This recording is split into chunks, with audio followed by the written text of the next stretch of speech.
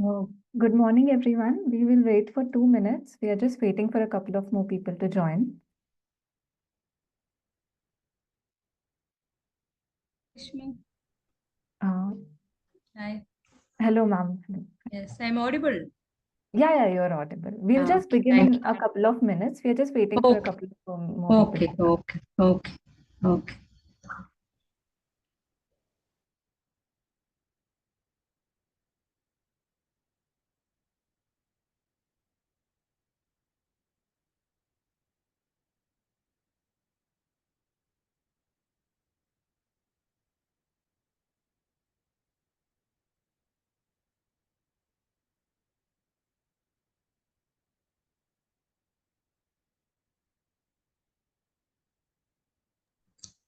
Rashmi, Uh, say I'm having another meeting, secretary meeting. So I will leave by 11:15 or something after finishing my presentation. uh, sure, ma'am. We Okay, will begin. okay.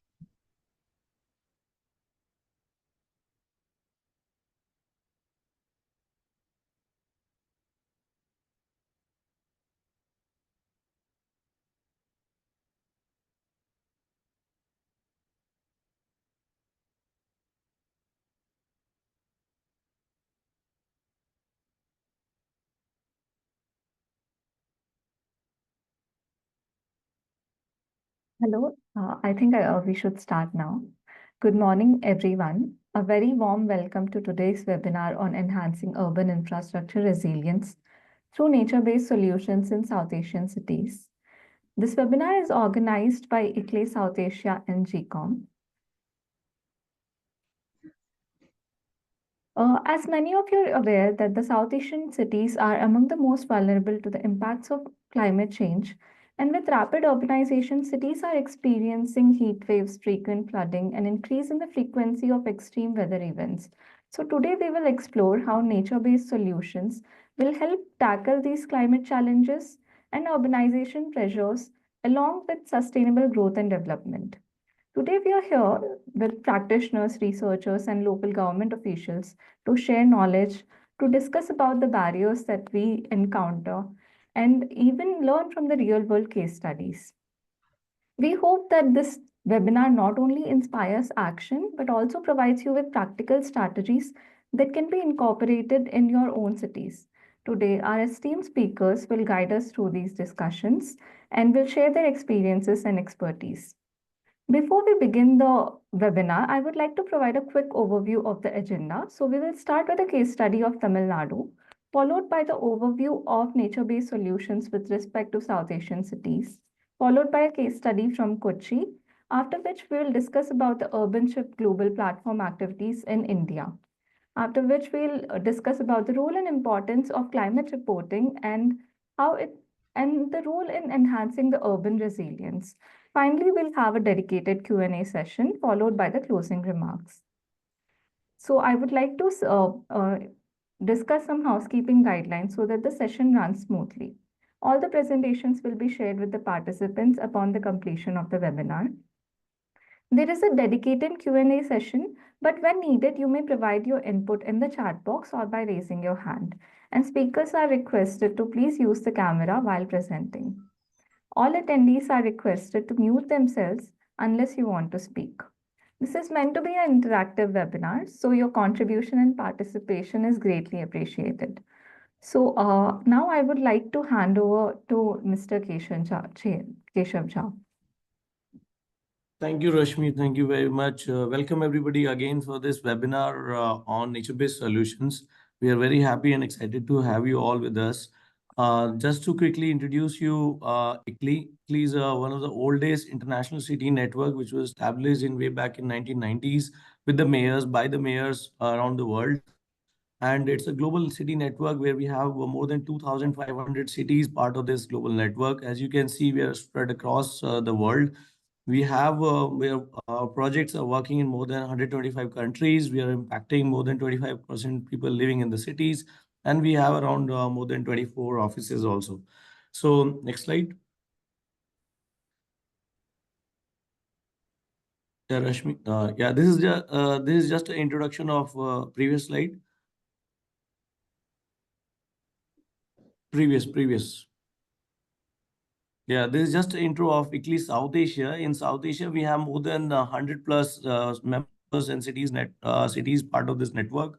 Our head office is based in Delhi. Our regional office is in Hyderabad. We have a state operation in Tamil Nadu and Gujarat.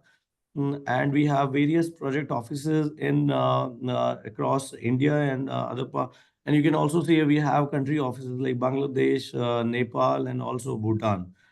We have more than 80 plus professional staff, including urban planner, energy managers, environmental planner, transport engineers, and ecologists and environmental engineers.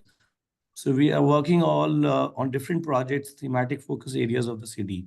These are 5 weekly pathways on which all of our program and activities are focused upon.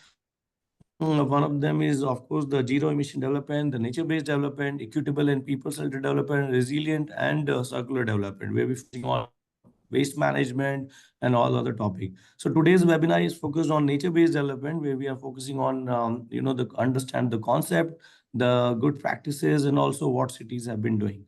We'll hear from 2 cities and 2 states to learn from their best practices and what they're doing. Next slide.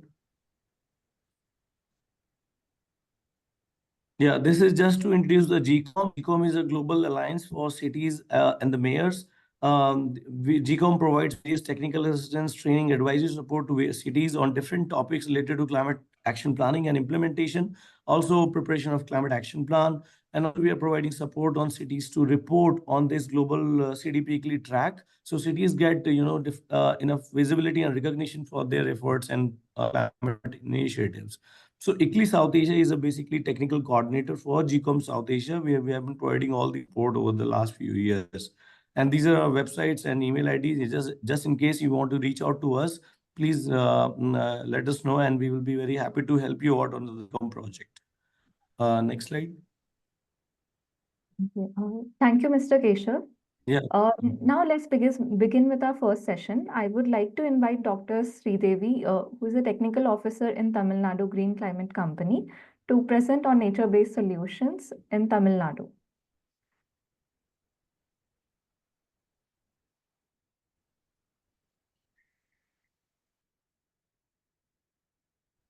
You are sharing my slide? Yes, ma'am. Okay, fine.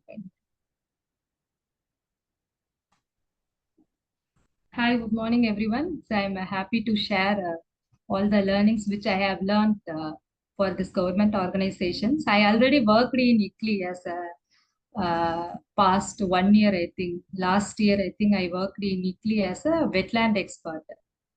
So we have supported nearly, I'm working in the government organization nearly more than 7 to 8 years in environment and forest department, and happy to share all those knowledges which I have learned. So I did my PhD in also wetland. So I also share all those things and all whatever I have learned through my studies and all things. So next slide. Yes. So before we are deep diving into nature-based solution topic, I will give you small introduction about the Tamil Nadu Green Climate Company, about the organization. So the Tamil Nadu Green Climate Company is the India's first company exclusively focusing for the all those aspects of the climate change. It is a special purpose vehicle, Section 8, a not-for-profit company. The company is established to monitor the state key 4 missions. No, in 2025, the last government came. They announced the important. Initially, they have announced the 3 key missions. One is the Tamil Nadu climate change mission. So that mission is it will exclusively focus on the climate change aspect. So all those climate change initiatives, that is the net zero action plan, decarbonization pathways. So all those aspects it will handle. With reference to our topic exclusively, so we are having, next slide please. So this is what I told about the 4 missions. That is the Tamil Nadu climate change missions, and then Green Tamil Nadu mission, Tamil Nadu wetland mission, and then the Tamil Nadu coastal region. The not Tamil Nadu climate change mission, because our nature-based solution topic, which is more focused on all those 3 missions. That is the Green Tamil Nadu mission, Tamil Nadu Wetland Mission, and then the Tamil Nadu Coastal Restoration Mission. So the Tamil Nadu Green Climate Company is mainly established to monitor all those 4 mission activities, and we will provide all the technical help, whatever the mission, whatever the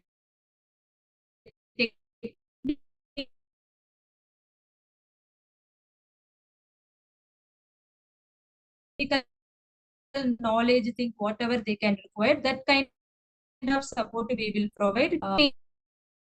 That is, we are in with more than we are in close collaboration with what I can say that. So all those think tank aspects and all those we are working on with the partners organizations. So the Green Tamil Nadu mission is mainly it is a plantation drive. So the mission is established mainly for the plantation drive. So main focus on this to increase the green cover from the 23.8% to 33% by 2030. That is the one of the important agenda for the Green Tamil Nadu mission. It is completely a plantation drive with the involvement of the public participations.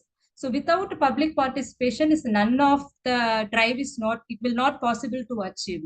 So one of the important aspect is the Green Tamil Nadu mission is it is a what I can say that is the people's movement. That is what that earlier our ma'am will call it is like a people's movement.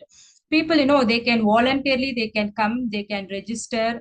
And if some, say for example, if I am having a parcels of land, or if I want to plant plantation or something, means they can directly approach the Green Tamil Nadu mission, and Green Tamil Nadu mission without any cost. So they will provide the saplings to farmers and whoever they want the saplings. So they can get from the Green Tamil Nadu mission. That is one of the major achievement of this Green Tamil Nadu mission is the public movement participation. So another aspect we are having is a special mission for exclusively focusing on the restoration and conservation of the wetlands. So that is the Tamil Nadu wetland missions. So another one missions, the last year only this mission as established under the Environment, Climate Change Forest Department is the Tamil Nadu Coastal Restoration Mission, exclusively for the coastal areas and to conserve the coastal and biodiversity. So this Tamil Nadu Coastal Restoration Mission which is funded by the World Bank, which is a 1,675 crore partners, the 70-30 partnership. So the last year only we have that is the GIWA has been issued for this mission, which is mainly focusing on the 4 aspects. One is the enhanced coastal biodiversity, which is basically for the mainly the conservation of the turtle conservation centers, so something like that. So another one is the coastal protection is mainly for the bioshield aspect, that is the mangrove, seagrass, something like that. So third component is the improving livelihood is mainly focusing on the livelihood aspect, that is the beach tourism, so something like that. That another one is the pollution abatement, so which is mainly focusing on the that is the plastic circularity. So that is the exclusively for the 4th component. So next slide. So this is about the Green Tamil Nadu missions. So at present, so we have planted nearly 8.3 crore seedlings. We have 7 crore seedlings. So here, so each district in district forest officers, they will give some targets. So this year, we will plant this much of seedlings. We will plant something like that. They will provide a target with all the NGOs, public participations. So they will have a separate nurseries in social forestry divisions. They will have a separate nurseries.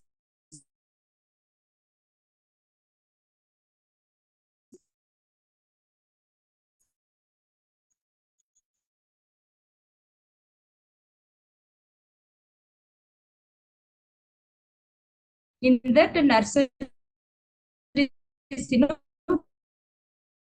will raise the saplings. So the so the other if they are having, say, for example, if industries department, they are having the green belt program or something like that. If the industries, so they are having some certain areas, they want to raise their plantation things, so they can approach the Green Tamil Nadu mission, and the Green Tamil Nadu mission, they will provide the saplings, but they will geotag it, and that account, they will include it in the Green Tamil Nadu mission.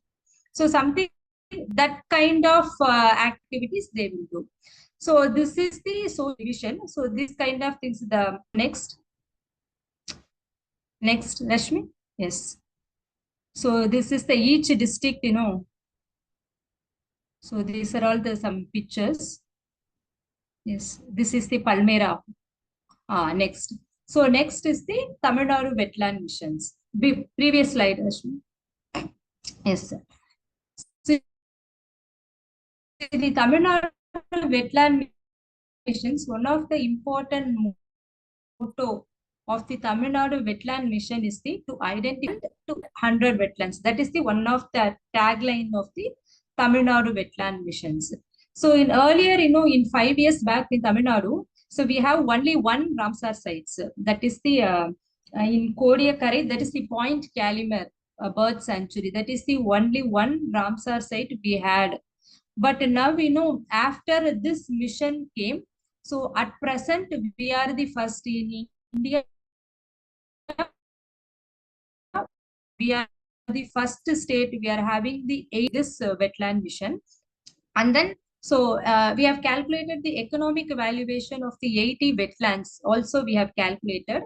And then we are also doing the health card assessment also we are doing. So to prioritize the wetlands, we need some base documents. In what basis we need to take a restoration. So which wetland is immediately required action. So for that, these kind of supporting things, health card assessments and all is very important aspects which we are doing. So another one more example I would like to share here is the about the Palikarnai wetland. So Palikarnai wetland is the one of the important wetland in the Chennai city. So this wetland, in past 40 years back, the area is about the 5,000 hectares. So this wetland. So after this lack of awareness as well as the unplanned urbanization, encroachment activities, this wetland, it is nearly shrunk. So in 2010, it is nearly about more or less 700 hectares or something. So after this mission came, the importance about the wetland, the government has taken the massive initiative, and they have declared this wetland as the first. They have declared 400 hectares as a reserve forest. Now they have listed this wetland as the one of the Ramsar list of wetlands they have identified.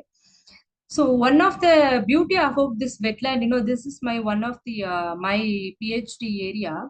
So in 2010, in that time, most of the encroachment activities there. If you see the in Google map, the wetland in one side of the wetland is in wetland, it is like a fragmented in nature. In midway, road will pass. So another side some patches there, this side some patches there. Even the government institutions are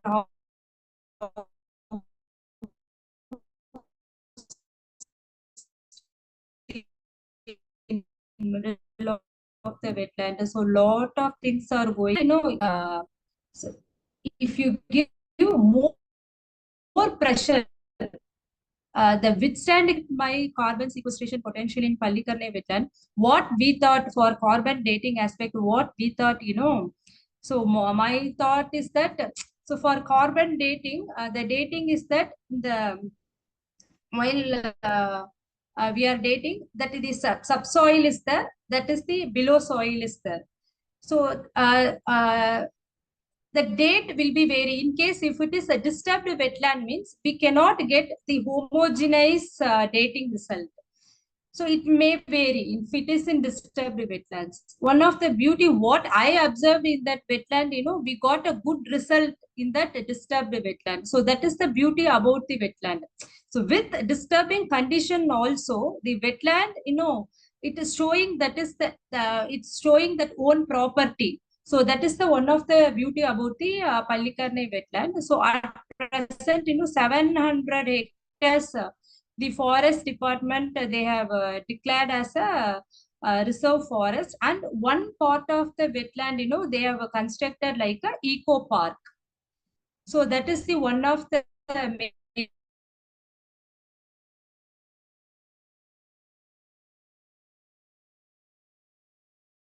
one of major initiatives, and separate, that is the for this restoration of this wetland. So next slide. So this is about the Ramsar slide. So in India, it is overall 85, and in Tamil Nadu, it is 18. Next slide. So this is the list of, so that is the first wetland, Point Calumet Wildlife and Bird Sanctuary. That is the only one wetland earlier which we had as the Ramsar site. So after this mission came, within 2 to 3 years, so there is a massive increase. We have included 17 plus 118 wetlands. So we have included in the Ramsar list, one of the biggest achievement. So next slide. Yes. So another, the last mission is the Tamil Nadu Coastal Restoration Mission. So this mission came last year. So last year we have issued the GO with the funding support from the World Bank, which is the 1,675 crore worth project, mainly focusing on the 4 aspects I told. So the first aspect is the enhanced coastal biodiversity component. In the activities, we planned for the mainly for botanical garden. So botanical garden with the help of the Kew Garden London. So we are planning to construct the botanical garden in Chengalpattu district. So another aspect is we are planning to protect the sea turtles. For exclusively for the sea turtles, we are planning to construct for 2 centers. So one is the Chennai as well as the Nahapattinam. So we are planning to construct the sea turtle conservation center in 2 places. Another aspect is the coastal wetland and conservation and restoration activity. So in that activities, we are planning for the conservation and restoration of the Pallikarne wetland. So in that, we are planning to construct an exclusive conservation center for Pallikarne as well as the eco restoration management aspects. All it will come. So another aspect is the for exclusively for the birds, migrant birds. So we are planning to construct for the International Bird Center for the migrant birds in Marakanam. In Marakanam, there is a one lake is there, Kaluveli, that is also a wetland. So each year, like Vedandangal, we are having in our place, Vedandangal Bird Sanctuary, which is one of the notified, that is bird sanctuary. So like that, in other lake we are having is Kaluveli. So where we are planning to construct the one of the international bird center for the exclusively for the migrant birds. So as well as we are planning to map and restore for the 20 coastal wetlands. So exclusively for the 20 coastal wetlands. So another one is the exclusively for the Duhong. So in Park Bay, in Park Bay, we are having the dugong, one of the important marine animals, dugong we are having. So in order to protect and conserve for the dugong, already government has taken a massive initiatives with the help of the fishermen communities. If the fishermen, if they found dugong means, or if they found dugong and they get something like some money or something, they will get incentives. So they will provide the incentives to farmers. So they will found or they will help or something to the forest department. They get some incentives. So for those massive initiatives, state government are doing. Apart from this, we are planning to construct the International Dugong Conservation Center for the protection of the dugong. Next slide. Next slide, Rashmi.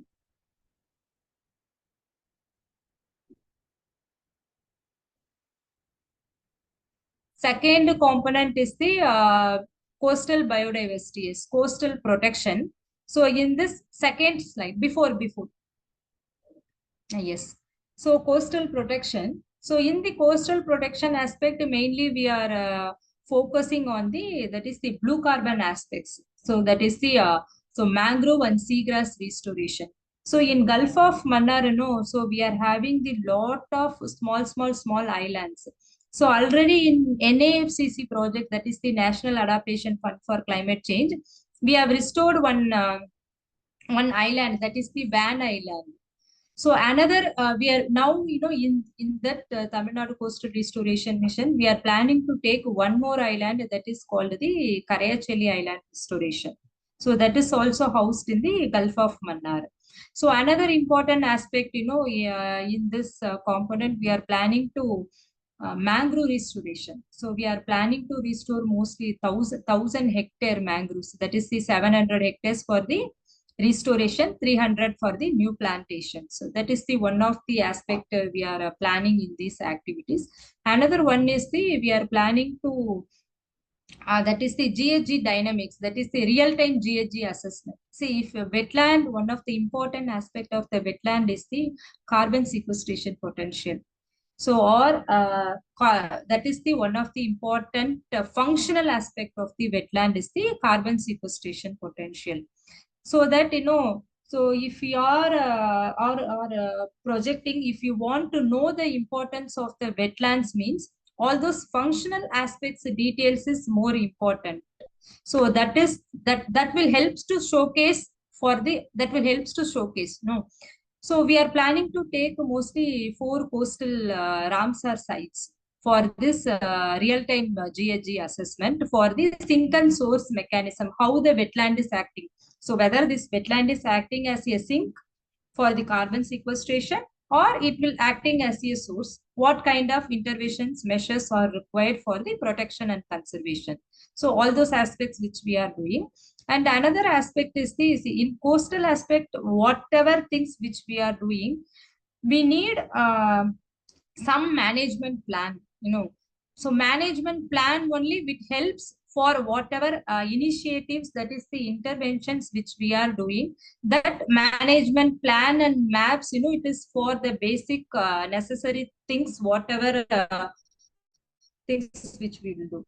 So for that, we are doing for the strengthening coastal management, that is the integrated coastal zone management, and then marine spatial planning, all those aspects and all which we are addressing in the coastal protection component. So next component.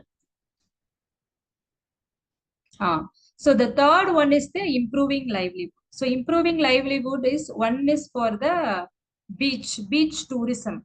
So that is the Blue Flag Beach program. I think most of you are aware that the BEAMS program, that is the Government of India, the Blue Flag Beach program. So earlier, in Tamil Nadu, we have only one, that is the Kovalam. Kovalam is the certified as the Blue Flag Beach category. And at present, in this coastal restoration mission, so we are planned to take for 10 beaches. So already, 4 beaches already we have floated the tenders, like Marina Beach, and then that Ariyaman Beach in Rameshwaram, and then Silver Beach in Kadalur, and then in Nahapattinam. In 4 districts, already we have floated the tenders for the Blue Flag Beach program. And then we are also focusing on the livelihood aspect. So in Gulf of Mannar, they are having the eco development activities, EDC centers they will have.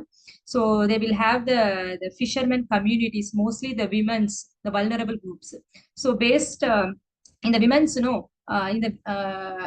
will have that eco development committees they will have in the that Gulf of Mannar Biosphere Trust they are having. So in that, so in eco development, that micro credits, so they are providing the fishermen communities exclusively for the women for alternative livelihood. So they are providing the micro credit aspect.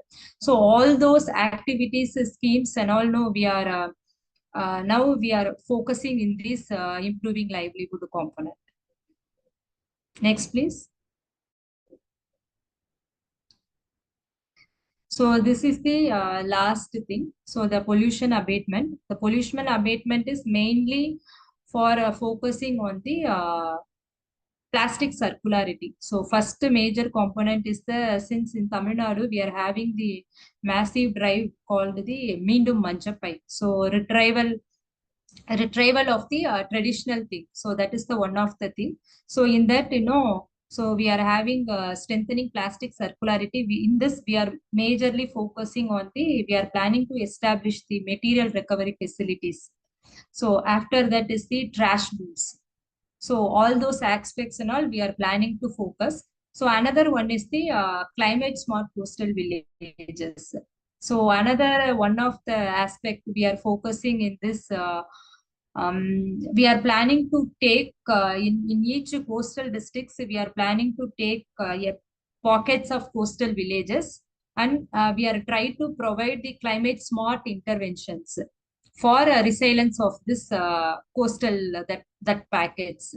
So at the first slot, in Pichavaram area, they have taken as a ICLEI as a pilot area they have taken, and the DPR studies under progressing in that.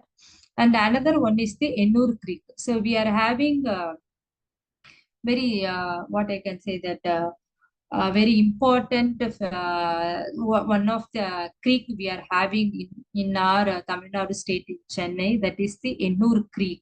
So this Ennur Creek, it is housed for the mangroves.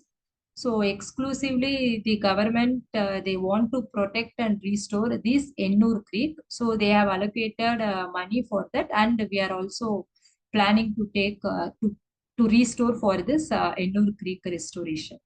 So this is all about the mission activities and the interventions which the state we are doing, and we are focusing more on that aspect through these missions. Thank you all. Thank you, Dr. Sridevi. That was a very insightful presentation, and it's very interesting to see how Tamil Nadu has like so many nature-based solutions, how they have Yes. taken up over the last couple of decades. Thank you so much for the presentation. Thank you. Thank you. Thank you. Thank you. Thank you. Shall I leave, Rashmi? Yes, I mean you're Yes. welcome to join as well if you're free afterwards. Yeah. That meeting has get over means I will join. Yeah, Thank yeah, you. sure. Thank you. Hello, Mona ma'am. Thank you How so are much. you? Hi, I'm fine. How are you doing? Yeah, I'm doing good, Mona ma'am. Nice to see after a long time. Yeah. Yes. Okay, so I think we can Okay, ma'am. proceed. Thank you. Thank you very much, Dr. Thank you. Sridevi, Thank for you, your ma'am. excellent presentation. Thank you. So just a quick announcement to Thank all you. the attendees. If you have any question for Dr. Sridevi, kindly share it on the email. We will paste the email IDs in the chat box, and we will send them to the Dr. Sridevi, and she can respond back later also. She unfortunately has to leave for an urgent Okay, state level sure. meeting. Yeah, so we request all the participants, if you have any questions or concern, you can email it to us and we can forward it to Dr. Sridevi. Thank you very much. Okay. Thank you. Thank you very much. Thank you, Rashmi. Thank you. Bye, ma'am. Now I would like to invite Dr. Monalisa Sen, Associate Director from ICLEI South Asia, to present an overview of the nature-based solution with relevance to South Asian cities. Good morning, everyone. Rashmi, can I have the Yes. Yeah, the next slide. So I'll just start with a basic definition of what nature-based solutions means.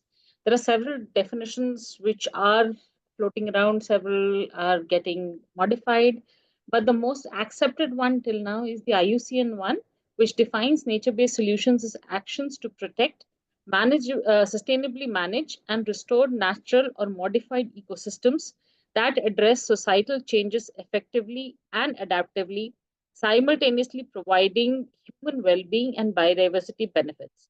So the whole crux is that nature-based solutions provide the balance between human needs as well as biodiversity conservation. So NBS is, like I just said, is meant to provide sustainable solutions to communities to help reduce vulnerabilities to extreme climate events and any other environmental threats that we have. Next slide. Like I just explained, so it's nature-based solutions has an ecosystems-based approach to address societal change challenges, and it aims at human well-being as well as biodiversity benefits. Next slide. There are 5 categories that nature-based solutions are classified under, and this is again the IUCN classification, which is accepted globally. The first one is ecosystem restoration approaches. This implies to approaches that lead to ecological recovery of areas which are degraded. So all kinds of ecological restoration approaches, forest landscape restoration, fall under this category. Second one is issue-specific ecosystem-related approaches. This is where using nature to deal with the impacts of climate change. So anything which covers ecosystem-based adaptation, mitigation, etc., comes under this category. Next slide. Infrastructure-related approaches. These are natural or semi-natural or green environmental assets that enhance the ecosystem resilience and also improve biodiversity. Ecosystem-based management approaches. This is integrated management approaches of natural resources that in turn improve ecosystem health by sustaining the flow of services. Ecosystem protection approaches. These are area-based conservation approaches which include various protection measures, including the OECMs, which is the latest category of protected area management that has been globally accepted. Next slide. I'll just take you briefly through a few examples of nature-based solutions. First one is the Yamuna Biodiversity Park. This is in Delhi. This is something which has been done by the Delhi Development Authority in collaboration with Center for Environmental Management of Degraded Ecosystems. When the area was started working upon, it was absolutely degraded floodplains, which were just salt pans, nothing apart from halophytic plants used to grow. This is along the Yamuna River in Delhi. Solutions on regenerated, assisted regeneration, phytoremediation, ecological restoration of the wetlands, and planting of the correct vegetation were brought in. And now the impact is that 3-storied forest or a riverine ecosystem grows there. And this is not assisted by any other human intervention now. This just grows on its own. It's a natural vegetation belt which has come up along the Yamuna River. If you see the number of species that have changed from 2002 to 2020, you see the phenomenal jump that has happened. And the beauty is that most of these species that have increased in numbers are native species. The ecosystem is so conducive that even a leopard came and stayed there for 7 days before the forest department had to trap it and remove it out because of other problems that it's too close to human habitation to have a leopard there. Next slide. Neknampur Lake. This is a lake in Hyderabad, and it, like most of our lakes, it has problems of pollution, problems of water hyacinth, water quality being very bad. So the innovative nature-based solution approach that was taken up here is something known as floating wetland. And here, this led to the biological treatment of water, phytoremediation, as well as planting of materials or plant material which does bioaccumulation of the pollutants. And then this led to a restored ecosystem in the lake and improved water quality and other ecosystem services and an enhanced biodiversity. The species that have been recorded have been put in taxa-wise from this list. This is another very significant example of nature-based solutions being used in an urban setup. The next slide. Jabarkhir Nature Reserve. This is actually India's first private forest which has been declared as an OECM. And this is something on the road from Dehradun to Mussoorie. And earlier, this was a patch where the forest had really got degraded. There was nothing really growing apart from weeds. Through concerted efforts on ecological restoration, the forest, pristine forest has been brought back. And this also provides livelihoods to the community living nearby in the form of several of them are nature guides, several of them are maintaining this the entity.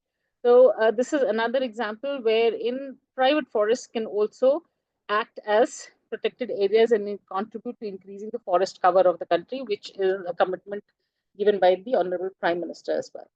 The next slide.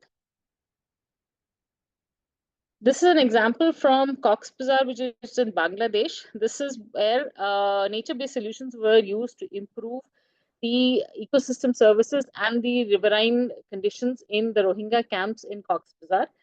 So things like a large-scale plantation of native species was undertaken. Wastewater treatment, again, a lot of floating wetlands have been used here, and riverbank restoration activities through nature-based solutions was carried out here. And this, again, led to improvement in the ecosystem services as well as livelihood options for the Rohingya migrants. Another example of improvement of societal benefits as well as biodiversity benefits using nature-based solutions. Next slide. Pirojanagar, this is where the Godrej factory or the Godrej entire unit is based. Their main head office. This is like a small island which is sandwiched between the two dump sites of Brihan Mumbai Municipal Corporation. This is a very thick mangrove pristine patch that the Pirojanagar community has brought in, primarily Godrej has brought in, and this provides excellent ecosystem services for the entire area and is also an area for awareness generation and a lot of student engagement activities. Again, a scenario where ecological restoration was used to protect the mangroves and increase their numbers. Next. Some of the work that ICLEI has done on nature-based solutions, I'm not going to go too much into detail because I'm sure Dr. Rajan is going to talk of the work that ICLEI has been doing in Kochi on nature-based solutions. Urban forest, this is one of our focus work in ICLEI. What you see is an example from Udaipur. We've been doing up urban forests in several cities. What we focus on is native species, and that's how we increase the ecosystem services as well as the value of the services that are being provided by the land in the city. This is a park right in the heart of the city, which did not have such high green cover. And now we've developed this as an urban forest, wherein there are walking paths kept and community members can take their morning walks and understand how to be closer to nature. This has led to a significant increase in the biodiversity as well in the park. Canal restoration, this is one of the focus areas of our work in Kochi. So generally, cities take canal restoration as is dredging. Kochi is not one of those cities. City has been very, very supportive to all our interventions on nature-based solutions. What you see in the last photograph is floating wetlands, which we put up in one of the canals in Kochi to improve the water quality. Next slide. We've also done up a detailed feasibility report on canal restoration using green-gray solutions. The green is primarily the nature-based solutions. Why we need some grays? Because we will have some bridges, some construction which has to come in. It cannot just be green all over. This is a detailed feasibility report which we came up with, and now we're going into the next phase of this, wherein, along with Kochi Municipal Corporation, green bonds on the same will be developed. Next slide. So these were just examples of nature-based solutions and water nature-based solutions. But why do we need nature-based solutions? We need nature in each and every aspect in urban life. Like, say, a significant example is water that we have. If we don't have our rivers, there'll be no water. So without water, I don't think there can be any life in anywhere, particularly the cities. So cities depend significantly on the ecosystem services provided by the ecosystems, which have to be kept healthy. Keep them healthy, they have to be biodiversity rich with native species. Next slide. We all know the significance if we ignore nature, droughts, floods, COVID pandemic. All of us know how we've been suffering when we have not given apt significance to nature and biodiversity. Next slide. So why are we talking of nature-based solutions in South Indian cities? Because this is the ideal opportunity, because by 2030, it's projected that 50% of South Asian population will reside in urban areas. And by 2070, major infrastructure built up will happen in these cities. So this is the ideal time for us to think how we want our cities to be integrating green into the gray infrastructure and putting in more of nature-based solutions. A vivid example of this is China, the spawn city. Several of us know of this concept. That's a very good example of a nature-based solution in a densely populated country. Next slide. So it's our choice exactly what do we want our cities to be, concrete jungles or cities which go hand in hand with biodiversity and nature. I will stop there, but I'm available for any questions, discussions.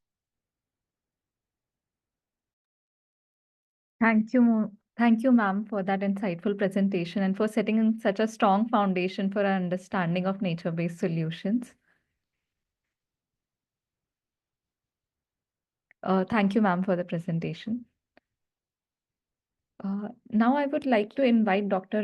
Rajan Chedambat, sir, Director of Center for Heritage, Environment and Development, for a case study on Chennai to understand how Kochi has taken up certain initiatives in the nature-based solutions domain. So sorry for being late, and thank you for inviting me to be part of this very important discussion. I will very briefly present before this panel, session, what we've been doing in terms of nature-based solution. At the outset, I should certainly say that our cities are not yet prepared to take nature-based solution as a solution. They still, most of the Indian cities still go after gray, and they think if they can combine a lot of gray with a little bit of blue or a green, things will be kind of perfect, or it can be sustainable. But we need to do a lot of advocacy. We need to really do a lot of talking to our policymakers, as councillors in urban and rural context in India, kind of in order to kind of get a nature-based solution to the scheme of things of urban local. I'm not able to kind of share my slides. I don't know,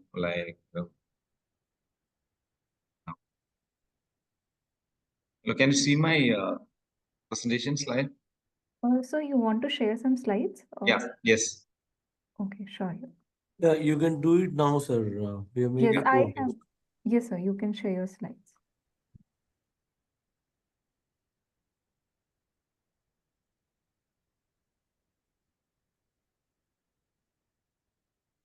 You can see that.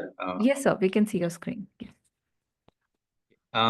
First of all, there's a little background of Kochi. You all know what Kochi is, how Kochi is. So I don't want to go much into that. But I basically wanted to say why we should, a city like Kochi should go and adopt two nature-based solutions. First of all, we face serious challenges in terms of climate. Certainly, Kochi is a city which is facing all three forms of climate change impact. Our rainfall pattern has changed completely, and now we have got short duration, high intensity rainfall, and then we have within the city heat islands being formed, and then there is sea level rise, and there are n number of things that's happening, and flooding is urban flooding is almost become a very kind of perennial thing, not just perennial, in every 6 months you have constant flooding issues, places which were not affected by flooding couple of years back now being hit by floods, and that's the main concern, and it's a blessing in disguise in the sense now people started decision making, started thinking about what to do, whether the gray solution, concrete solution is sufficient enough, or should we really go and adopt to some new methodology, knowledge, or whatever, and there comes the kind of nature-based solution, and as a prelude to all these, we have through the support of ICLEI, we have done an extensive work on the conservation of our biodiversity, all forms of biodiversity, all forms of biodiversity through the Interact project, Interact Bio project. We've been the first time we have documented all that. We have placed it before the public. We've kind of did a lot of advocacy for the need of preserving the biodiversity, because in an urban context, biodiversity is sensitive. Biodiversity is never a serious matter to be considered, in the sense they don't really, they often can ignore the biodiversity aspect. And in the general thinking is that biodiversity is not really that important in the urban kind of a context. So the through Interact Bio project, like, with a lot of work, advocacy, concentration, like, classes, kind of workshops, we brought that biodiversity back in the urban context. And now people really know, like, the importance of biodiversity and what we can really do. What can we really do to kind of address climate change issues using your biodiversity, your strength, your traditional knowledge as well. A lot of knowledge system which is working, because we are a city which is practicing pokali cultivation. Pokali cultivation is being done in places which are below the mean sea level. And when we have such great technology, when we have such methodology, mechanism, and if we can, whether we can really take it throughout the city in addressing many other challenges that we face. So that's the reason why we are very seriously looking into natural-based solutions. There are many other aspects, economic as well as, but you all know that I'm not really going much into that. And I'll basically talk about, like, what we are doing as a city. What is the kind of importance that we are going giving to natural-based solution. First of all, like, we need to do a lot of policy level intervention. Policy level intervention, until and unless the city, as I said it in the very beginning, like that, until and unless the city takes nature-based solution as a major component of of their development pursuit or whatever, like, nothing can be done. So in Kochi, we have decided, like, to allocate at least 25 to 30% of, our annual budget for natural-based solution.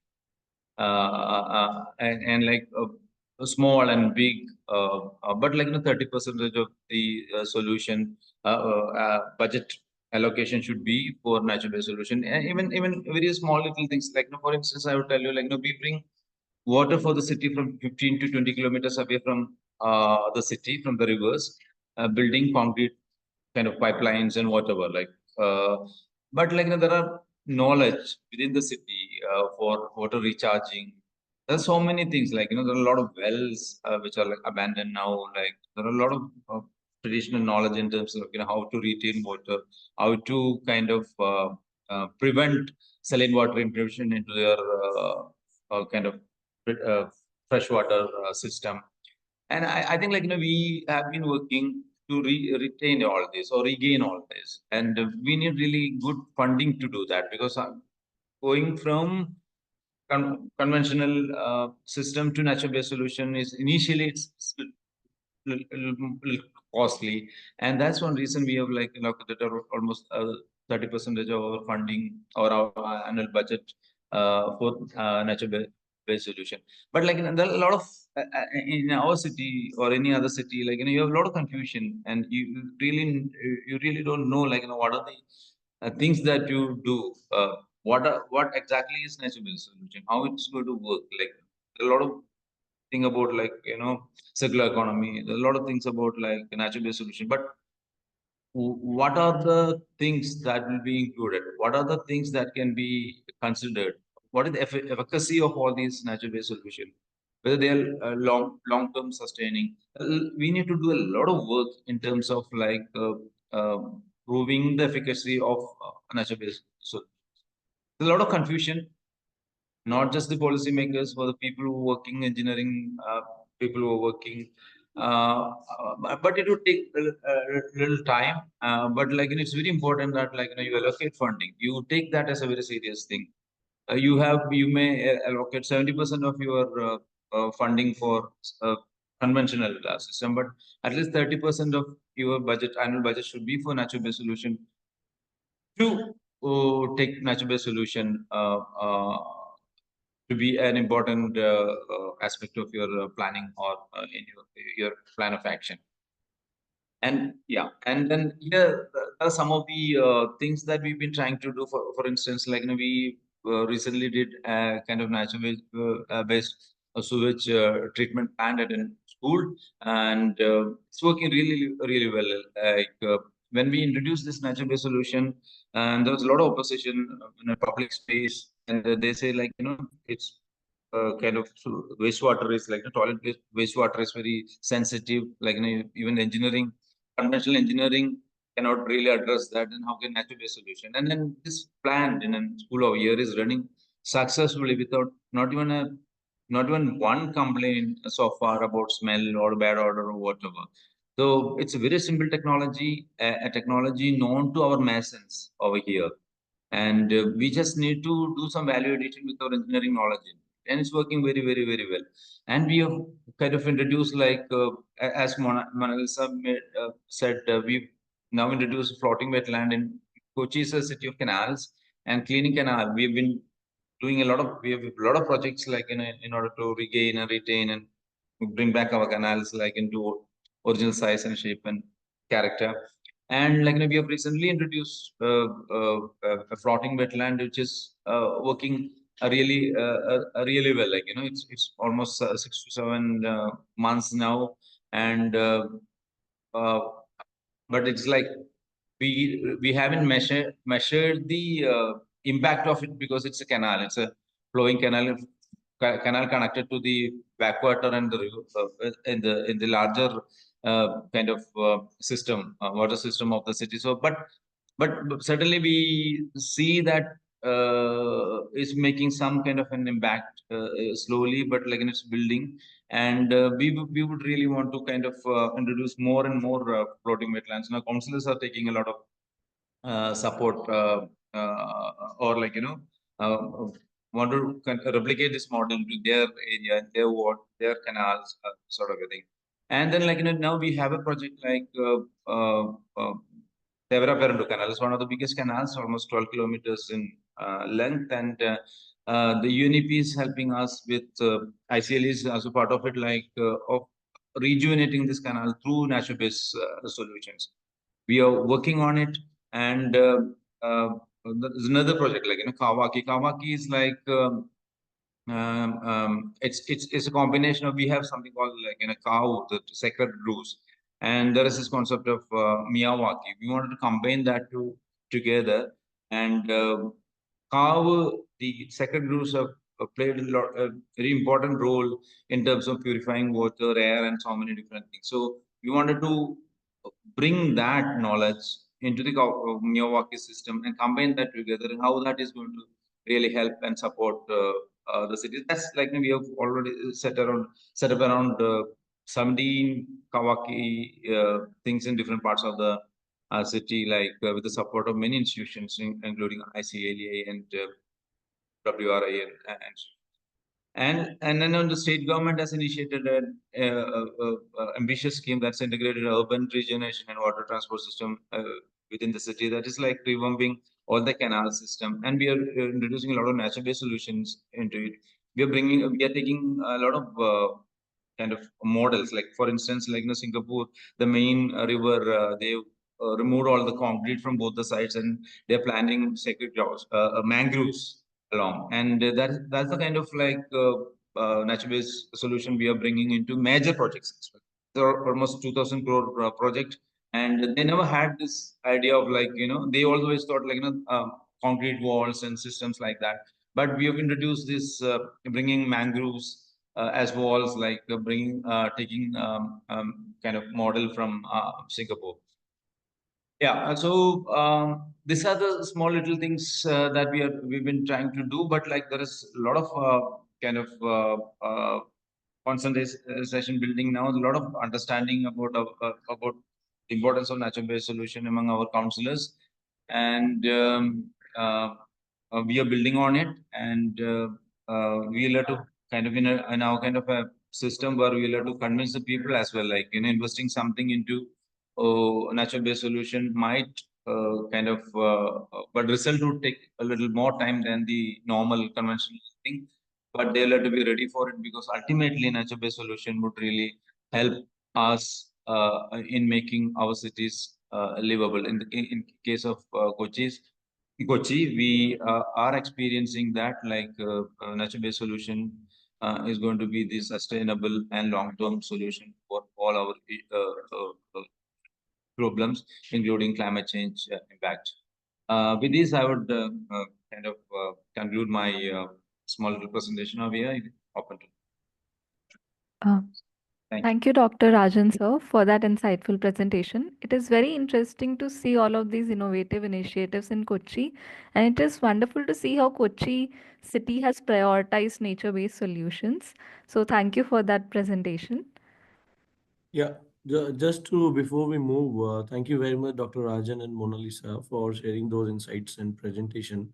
Let us pause for a moment and let's take up some questions from the participant. I see we have a lot of participants from across South Asian cities. So I see some of the raised hands. So I request whoever want to ask any questions from Dr. Mona Lisa and Dr. Rajan, please feel free to raise your hand, and you can also use the chat option if you do want to prefer to text. So I see one hand from Tarush Chandra. So I will. Yeah, Yeah. thank you, Dr. Jha, and thank you, Dr. Rajan. In fact, shared some good experience and case studies with you. I'm a professor here at NIT Jaipur, and urban infrastructure is one of the core subjects that I do. So I was happy to see how you could successfully share some implemented projects of yours. And if possible, as said in the beginning also by Rashmi, maybe we can have a little more details through after looking in more on this presentation, if you could share. I certainly will, certainly, because I'm in the middle of a kind of a program here in Kochi. There's a little confusion about the date of this kind of workshop. Certainly I can make a detailed presentation. I can take out all the projects that we've been implementing or trying to put in practice. I mean, natural-based solution as theory is great, but natural-based solution as practice, the praxis element, bringing theory into practice, bridging that, it's very tough and difficult.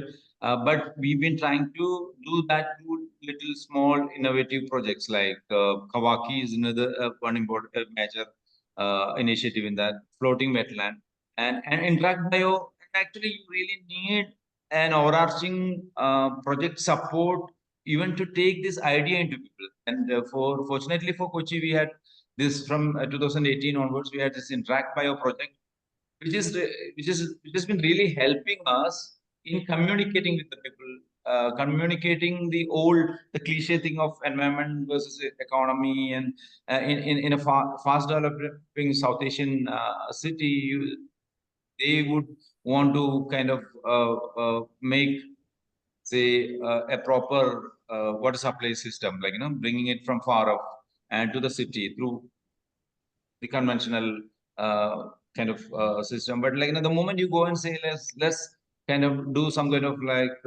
water recharging, let's revamp our wells, ponds, and whatever. I mean, it may not go very well with the people, general public in the beginning. But if you can really show a small little impact here and there, and in small little micro ecozone through a pond revamp, if you can just make that area a little more livable, better, and then people will really kind of support you. So we have the small such interventions, many. I can make a detailed presentation for sure. I hope ICLEI give us a platform to do that. Thank you, sir. Yeah. Thank you, sir. Thank you, sir. Thank you. So In definitely, fact, just to Professor. share, Dr. Jha, if you allow me, Yeah, I yeah, mean, sure. as an academic audit exercise, we did something for Mumbai, and I agree with your recommendations of your mangroves, because we did a model study with bioswales and others, as unlike just concreting the sideburns of these urban rivers, so-called, and so that works out to be good. Maybe we can look more in detail jointly into some of this. Thank you, sir. Thank you. Thank you very much. We will certainly look forward to your knowledge partnership and support. Sure. Thank you very much, everybody. you. So, and also one of the interesting thing what I really like for the Kochi is showing the leadership in committing 30% of their annual budget for nature-based solution-based projects. So I think there are a lot of things to learn, not only from on their commitment from the Kochi and Chennai, and I'm sure other cities in the region will get inspired and try to replicate or learn from these experience. So we will definitely compile all these presentations and share it with all the participants and reach out to you in the coming days. I see also a raise hand from Bhupendra. So Bhupendra, can you share your question? Thank you.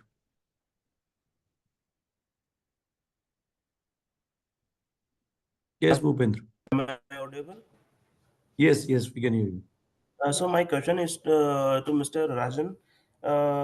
When we are talking about the implementation of NBS, then what we can do to make this kind of projects more sustainably viable or financially sustainable? That's what I said. Like nature-based solution, it's very important. It's very important that we work with the community. We work with the people. We do a lot of communication in the sense like natural-based solution. Now, as a society, as an urban center, as a society, we are moving away from natural-based solution.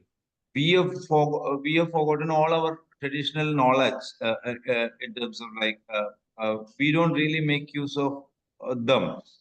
And now, like when we go back in a modern era, when we go back and say like we need to use mangroves instead of a concrete sidewalk, as like said, uh, people wouldn't really kind of accept it. Like they are not very sure about the efficacy of it. Like they say like we failed in that system, and then we it's because of we failed in that system. We are moving into a new system, and where do you want to go back? There's so many different such challenges before you, and then like our municipal budget, like when we fought to include like 30% of its annual budget for natural based solution, there's so much of criticism about it. Like, but then we could show them the impact through small little project, like through one of the ICLEI project, like we have did a lot of we did revisit the pokali cultivation. Pokali cultivation is like cultivating rice in saline water and water which is land which is below sea level, and like and then like the rice from that is of great medicinal quality and medicinal value, and it's very it supports your healthy living, and we need to do all that. Like why go back to locally cultivation, because it works as a medicine for many so many this it gives you a lot of strength. I think like you need to do a lot of research, you need to really do a lot of convincing, you need to show and prove through small little projects, and I think like you really need to really invest. We really need to invest, and we need to take people along for very sure. Thank you, Dr. Raj. How do we sustain an NPS solution? Is like I'm sure we can sustain only through nature-based solution. Like the case of Kochi, as I said in the beginning, like we are facing, say for instance, heat islands. Like what do you do to address that heat island issue? Like we have areas in the city. Kochi is a green city, but like there are areas in the city where you have like high density high-rise buildings, and that areas like you have day temperature more compared to other parts. And what you do? Green solution, Kawaki, whatever. I think like we once we communicate with the people that like nature-based solution is there to address many of the modern day challenges. I think like we can certainly sustain a nature-based solution, but it is going to be slow and it is going to be a little challenging. Sure. Thank you, sir. Thank you, Dr. Rajan, for sharing these insights and responses to these questions. So I think listening you, one thing, few things are pretty much clear. These nature-based solutions are not going to definitely give us immediate respite, but it has a long-term solutions. And one thing is also clear from your listening is that we have to take the community along, and we have to have a lot of patience and mobilize the stakeholders and political and then also the executive wing, and make sure everybody is on board for the sustainability and long-term resilience through nature-based solution. So thank you very much for these responses. Like we said, we will compile the presentations and then in the responses to this question, and we will make a short summary report. And also these slides will be shared with all the participants. So thank you very much. If there are no more questions, let's move to the next presentation in the interest of time. Yeah. Over to you, Rashmi. Yeah. Now I would like to invite Ms. Avantika Arjuna, who is working as an assistant program coordinator in ICLEI South Asia. So who is going to discuss about how urban shift supports cities in adopting integrated solutions for urban development. So I would like to invite Ms. Avantika. Thank you, Rashmi. Will you pull up my slides, Rashmi? Yeah. Okay. Yeah, good morning, everyone. So basically, Urban Shift is one of the programs on which ICLEI is working, and I'll be presenting what work we've done in India related to this. So first of all, coming to Urban Shift, the idea of Urban Shift is to support cities across the world to adopt integrated approaches while we're working towards urban development and building an equitable zero carbon future wherein both wherein all the citizens can thrive. Now, coming to the next slide, I would just want to focus on the partners related to who are working on the program. So, this program is supported by GEF, which is Global Environment Facility, and it's led by UNEP, United Nations Environment Program. There are several partners working on this, which include ICLEI itself. Uh, in association with we have WRI, we have C40 cities, UNDP, World Bank, and ADB. For Indian cities, overall, this program, besides India, this program runs in three continents, which includes Asia, Africa, Latin America, and we're working on 23 cities under the present cycle of GEF 7. And in India, we are focusing at 5 cities, which include Pune, Surat, Chennai being the major primary cities under the program, while Agra and Puducherry are replication cities. For India, we have executing agencies are include MAHUA and NIUA, while implementing agencies include UNEP for the city of Pune, Surat, Agra, and Puducherry, while we have ADB for the city of Chennai. Moving on to the next slide, please. So under urban shift, the approach which we follow is basically it includes we emphasize on integrated planning approaches, which also include wide-ranging capacity of capacity building across different cities. And also, I would like to mention that urban shift is a program wherein which has two components. One includes capacity building, the other includes a child project. Child Project in India is run by NIUA, while we at ICLEI, we look at the capacity building project. And we also focus on multi-level government coordination and access to how the cities could access to each other, to different networks which are present in India as well as across the globe. And we also focus on advocacy and contribution to global dialogues, wherein we encourage cities to participate and present the interesting initiatives which they're doing at their own level. And we also focus on accelerated climate ambition at the local level. Next slide, please. As a part of the global platform activities, as I already mentioned, that we focus on capacity building and knowledge, including advocacy and partnerships. As a part of our activities, we've been working in all these 5 cities, and we've done for the primary cities, which include the city of Chennai, Pune, and Surat, we've done city assessment, and we've also conducted city academies. City academies basically focus on wherein we could help cities build their capacities to work on the major urban planning themes, which I'll come into my next slides.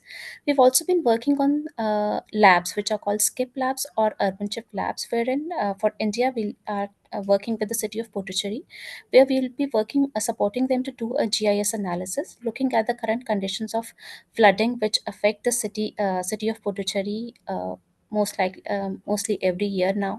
So we are working with the city to make a GIS analysis on that, and also to help develop few strategies which the cities could implement later on based on their priorities, and which could help them tackle the situation. As a part of Urban Shift, under the global platform, we also have been creating library of knowledge, which includes different courses which the cities could use and work on those courses, could use them for developing their own projects, developing and also implementing them. Finance academies are also part of this global platform. Recently, we had one finance academy in the city of Ahmedabad, wherein around 9 to 10 cities from India had participated. Coming down to the next part of it, we also work on, we encourage cities to be part of the different dialogues which we conduct. City academies are included as a part of that. We also have national dialogues, national learning dialogues, wherein participants from city level, state level, and also the national level join and discuss about what activities which they are doing at city level, and how could different levels of government help and come in and help the cities to take that forward, which is all in line with the national missions. And we also conduct forums which are recently last year in 2023 there was one Asia forum under Urban Shift which was conducted, and it was joined by all the cities, Urban Shift cities from India, as well as around 9 countries across the globe who had participated. Next slide, please.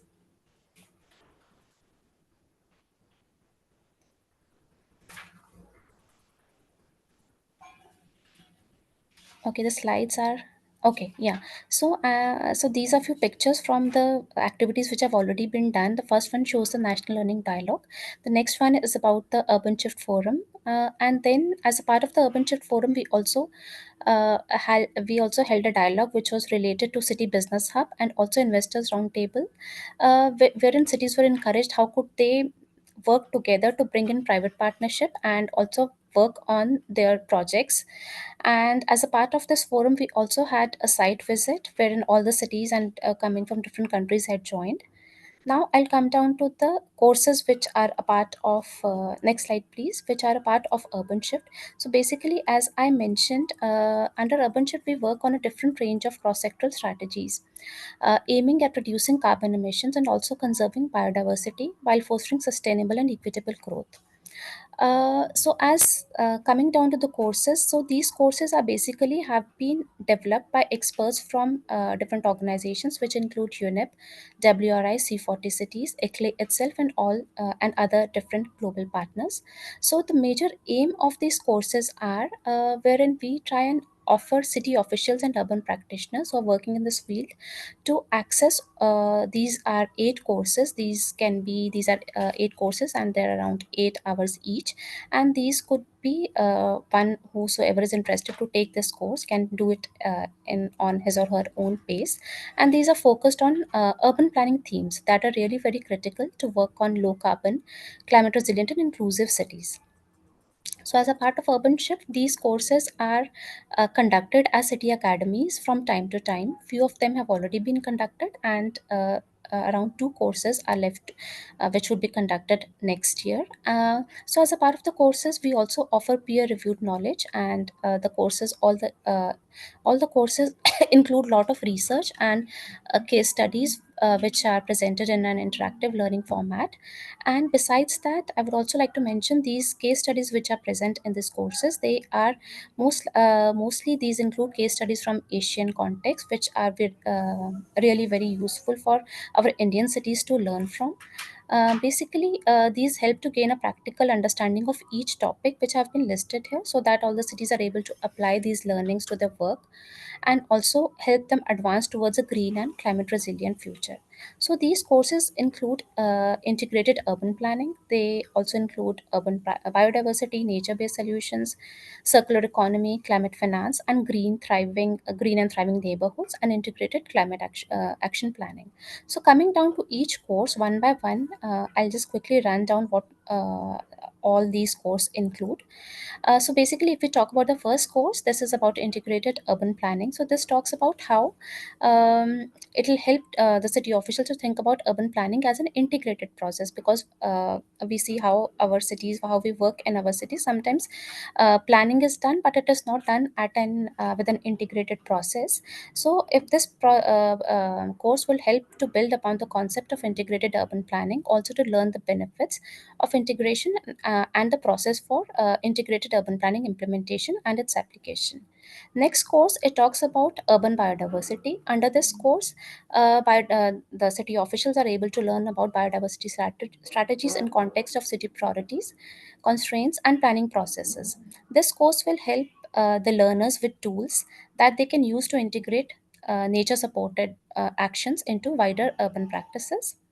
Next course is more towards nature-based solutions. We've been hearing about nature-based solutions in the previous from the previous speakers as well. I agree with both of them regarding involvement of communities and in order to because we understand that the people working in the city are the really know how work happens in the cities, but these courses offer more about tools and what comprehensive methods and approaches should be taken while working in the cities, while you're working about any project. So the nature-based solution course, it talks about how you could explore, how the cities could explore around the world, how the nature-based solutions are being applied to tackle some of the most pressing challenges. Next course that talks about circular economy. Here, the city officials will come to know about initiating a circular economic systems in cities, which can help them work on economic, social, and environmental gains. Next one is climate finance course, which talks about increasing the capacity of city level actions to mobilize and access finance for sustainable and climate resilient urban infrastructure projects. It offers it also this course also offers guidance to subnational governments to better understand the planning, designing, and financing processes for these critical projects, and which would ultimately help in shaping net zero actions which the cities are able to meet. uh, Next course is about green and thriving neighborhoods. This course helps to develop green and thriving neighborhoods in the cities with an integrated vision. It has a set of design strategies which can be used step by step.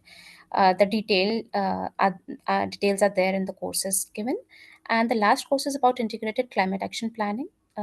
As we know, the cities are already at the forefront of climate crisis. In this course, the cities will come to know how they can tackle climate change and build a more sustainable and just future. Then the last course is about accommodating urban growth. This talks about the conceptual framework methodologies, including the statistical evidence, and there are a number of case studies in this course. And also, it gives you a lot of knowledge and confidence to plan and implement the strategies, which you're already thinking at the city level. So these are about the courses, and two courses are left. Most of the courses have already been conducted as a part of city academies, which have been conducted in India last year and Indonesia this year. The few courses which are left, which would be launched in China next year, but they're already available online, which I'll be sharing a link after my presentation. Whosoever is interested, they can go through these courses. And next slide, please. So this is my last slide. I just wanted to tell you under the project which we've been doing. As a part of this, I already mentioned that we're working with the city of Puducherry regarding the Urban Chip Lab, which will be completed in the next year, January, February. Besides that, the city academy course, which is one course which I already mentioned, this will be undertaken in the coming year, first quarter probably, and we'll be also conducting one multi-level governance dialogue along with the national local dialogue in the next year. Yeah, so I'll stop here. If there are any questions, I'm happy to take them. Thank you.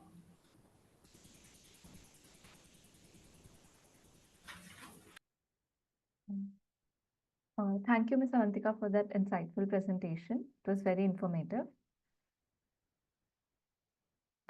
Now I would like to invite Mr. Keshav Jha to speak on the role and importance of climate reporting and its role in enhancing urban resilience. Thank you, Rashmi. Thank you very much. So before I proceed, I want to thank, just to acknowledge the Avantika's presentation. This was under the urban shift. Like she explained, there are a lot of courses are there, especially relevant for Indian and South Asian cities. So I really request all of you to kindly enroll for these courses. Those modules are even available online. And I request Avantika to kindly share the links of those courses in the chat box so everybody can able to access it and take benefit from those courses. Thank you very much. So with that, we proceed to our last and final segment of this webinar, where we are going to talk about the importance of climate reporting. So this is a international climate reporting platform called CDP ICLEI Track, which is jointly hosted by ICLEI and CDP. Next slide. Yeah, so these are some of the importance for reporting. If you can see what are the key importance for reporting this? Basically, it helps in measurement, monitoring the progress in meeting your climate objectives, to understand where the data gaps are there in your resources planning, in your climate action planning journey, and also learn from the different climate action that are and also best practices that are working and not working in different parts of the world. And also it shows cities leadership in how you are achieving your climate commitment and goals. So these are some of the importance for climate reporting, and that's why this platform is there. And I really request and urge all of our cities and participants to benefit from this climate reporting from the CDP Weekly Track. Next slide.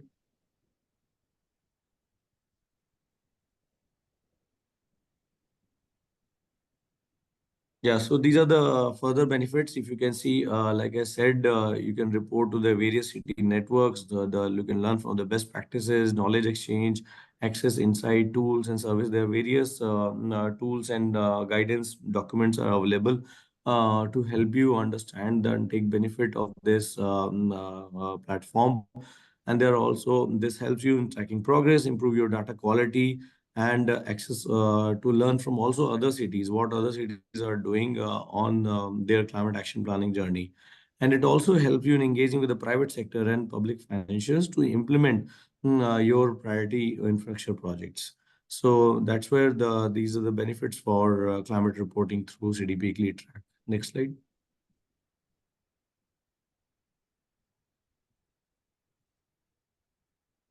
So this is how the reporting works. Basically, there are different 5 modules for questionnaire for this. The first one is on governance, where we ask you several questions related to climate issues, the opportunity, multi-level climate governance and collaboration, introduction, basically introduction on how things are working out in your city, what are the specific climate issues that you're facing. And also then we proceed to the next one, which is on assessment, where we talk about what are the different the vulnerability assessment, which actors, which areas are vulnerable more in your city. So those information, specific results and outcome of your vulnerability assessment. Then GHG emission inventory. As you know, a lot of cities are doing the carbon accounting and reporting. So what are the greenhouse gas emissions from different sectors? What are the per capita emission? What are the sectoral and subsectoral emissions for different activity data? So those are also being reported under the second module. Then sector-specific data has also been reported for all these both mitigation and adaptation-related planning. And then there is a third module on the targets, where we talk to you about the adaptation goals and also emission reduction targets. If your city has already established adaptation and emission reduction target under part of your climate action plan, those can be reported. And also, if you have any specific sector-specific targets, those can also be reported. And for the planning, what are your action plan details in terms of when it will be implemented, who all will be responsible for implementation, the different details of those activities. So everything in detail will be reported on through this platform. And also eventually the last one is on the action. What are the exact projects, the intervention, the measures that are being listed in your climate action plan for mitigation, for adaptation, for different urban sectors?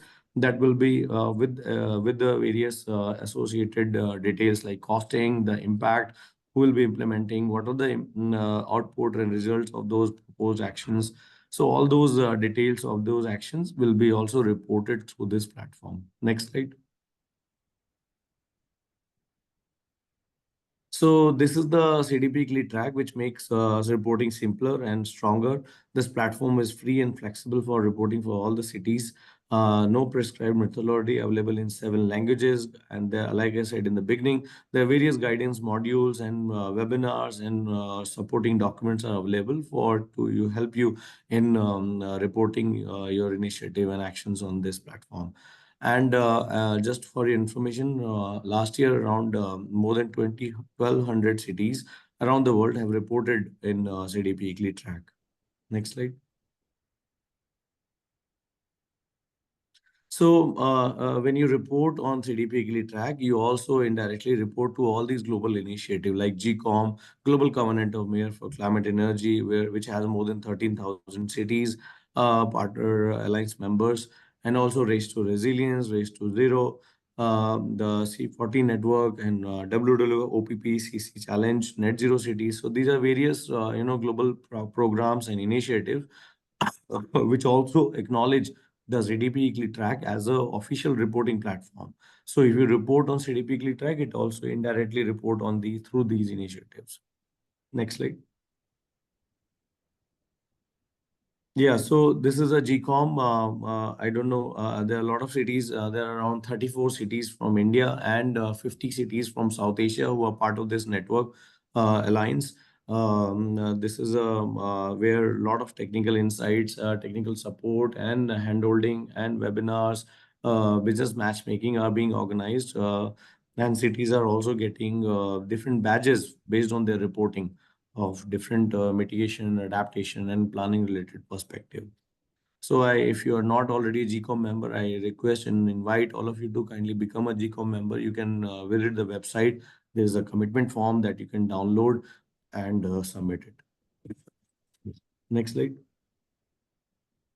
So where this data is being used, basically, like I said, through global initiatives and program, these data are being used by various national governments, city governments, NGOs, international organization for research and action planning initiative at the global and regional level. Next slide. Yeah, so how we can support you? You can also work offline on these questionnaires. You can copy forward if you have reported some, for instance, some information for the last year. You can copy forward for this year, and you will make with the adjustment and updates. Of course, you can collaborate with your colleagues. There are a lot of webinars that are being organized. There are guidance manuals are available. Resources are available in multiple languages. There's an online flexible data reporting platform, and also direct support from CDP and ICLEI colleagues. You can reach out to them. They will help your city in reporting your initiative, your performance, and climate commitment and actions on these global platforms. Thank you. Next slide. Yeah, so these are different resources like I was talking about. These are also available online. We will send you the link as part of the report and the slides so you can access through it. Next slide. These are various good practices that are available, how cities and countries are benefiting from reporting and also from different sector initiatives. So these to increase the resilience and implementing nature-based solution. So these good practices are also available on our website. We will share the link and you can download and read through in detail. Thank you. Next slide. Yeah, so with that, I close. That was a quick capsule on the climate reporting. If you have any questions we can discuss and we can take your question.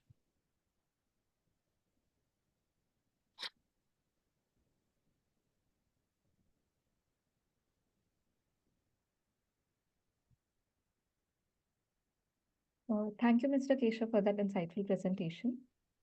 Now we would proceed to the Q&A session. So I would request all the participants to share their inputs or if they have any questions for any of our speakers today. Yes, may thank please share you, it in the chat Rashmi. box. Yeah, we don't have all the speakers who have spoken today, but please feel free to email it to us. We have given our email IDs in the chat box. We are already completed the time of this webinar, but please feel free to email us.